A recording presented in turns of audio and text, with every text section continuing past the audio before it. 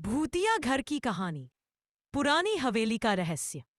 चार दोस्त आरव, सिद्धार्थ, मीरा और कविता कई दिनों से अपने शहर के बाहर बनी एक पुरानी सुनसान हवेली के बारे में बातें सुन रहे थे।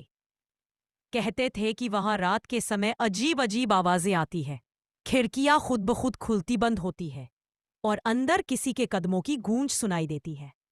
एक शाम चारों ने हिम्मत करके हवेली में जाने का फैसला किया। दरवाजा धीरे धीरे ची की आवाज के साथ खुला। अंदर धूल भरी हवा और जाले ही जाले थे। दीवारों पर लगी तस्वीरें टूटी हुई आंखों से जैसे चारों को घूर रही थी। अचानक कदमों की आवाज आई, टक टक टक। मीरा ने डरते हुए पूछा, ये आवाज किसकी है? सिद्धार्थ ने टॉर्च आगे की, लेकिन वहां कोई नहीं था। सिर्फ एक झूलती पुरानी कुर्सी हिल रही थी। ऊपर वाले कमरे में रोशनी की एक धीमी चमक दिखी। चारों धीरे धीरे सीढ़ियां चढ़ने लगे। जैसे ही उन्होंने कमरा खोला, अंदर एक पुरानी डायरी मिली जिस पर लिखा था, मैं इस हवेली में कैद हूं, मुझे आजाद करो।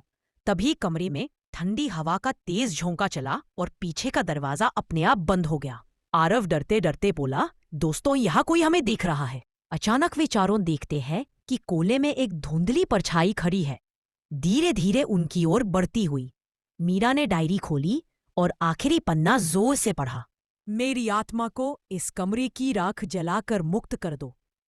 चारों ने जल्दी से कमरे की पुरानी राख इकट्ठी की और उसे टॉर्च की आग से जला दिया।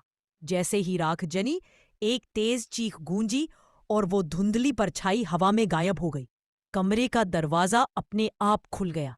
हवेली में चारों कदम तेज तेज चलते हुए बाहर निकले और पीछे मुड़कर देखा।